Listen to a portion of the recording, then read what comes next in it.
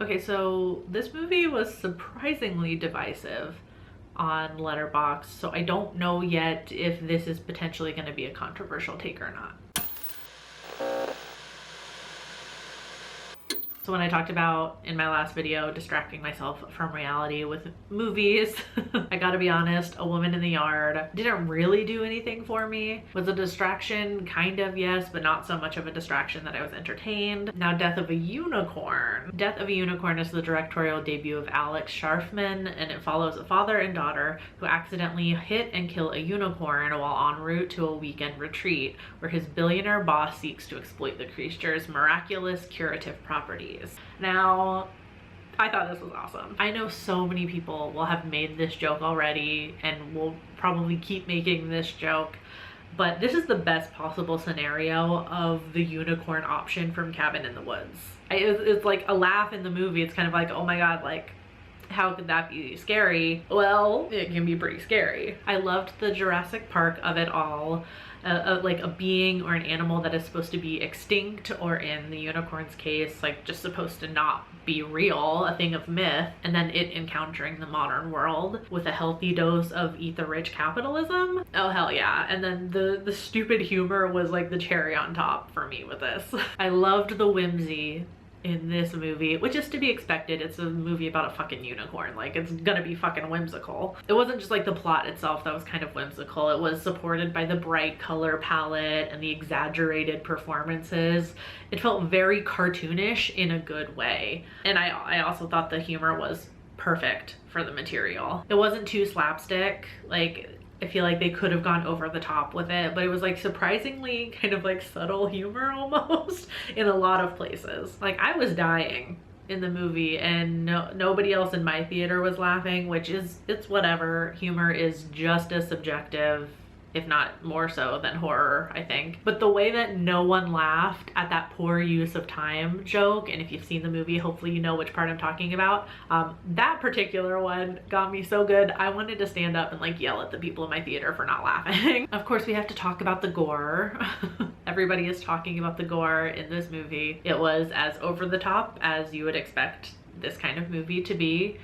It really played off well against the unicorns, because we usually think of them as like these majestic, mythical beings, usually not violent by any means. So having them not only be predatory, but excessively so, like vengeful, yeah, that was a great choice.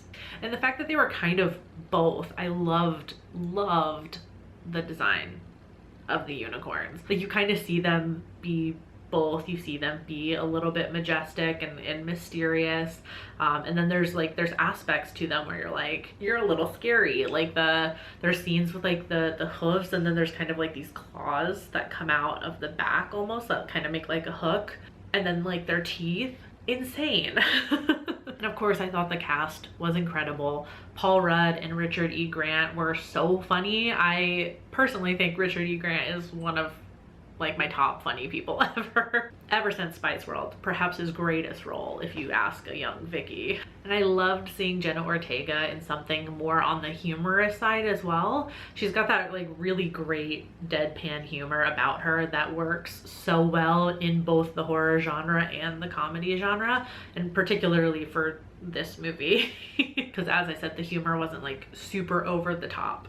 Now, does this one really bring up anything new in themes? And I bring that up for two reasons. One, because I did see a lot of people talk about that in reviews on Letterboxd, just kind of as I was scrolling through like general reviews. And that could lead me on a tangent of like, are we really getting complacent now with like Eat the Rich movies where we're gonna get bored with the same thing being told over and over again? Because I feel like that's a theme that needs to stay alive. But I also wanted to mention it because I had the same criticism for A Woman in the Yard, and yet I rated Death of a Unicorn much higher. While the themes were not new, the presentation of them in Death of a Unicorn was unique, and I think that's what A Woman in the Yard was missing. There were just specific points that were too similar to other things with Woman in the Yard, while with Death of a Unicorn we can definitely call back to certain movies for sure with like overall themes, but like the specific plot points are not that similar to anything else. I certainly can't think of any other movie that predominantly features a killer unicorn. Overall, I had a great time watching Death of a Unicorn. This is going down for me as like one of those movies where I saw it at just the right time and it was just what I needed to see at the time. Like, it was a perfect distraction for one of the worst weeks I've ever had. And I wasn't just distracted, I was thoroughly entertained. And does that make me a bit biased? Absolutely, but that's all movie reviews are anyway, so it doesn't really matter. Because this one is so divisive, I'm very excited to hear what you guys think of Death of a Unicorn in the comments. Because even when I just scrolled through like my friends' reviews on Letterboxd, it seemed to be all over the place. So there's even more horror movies coming out this month. So next week is just 2 more movie reviews also, but I'll be more up to date this time.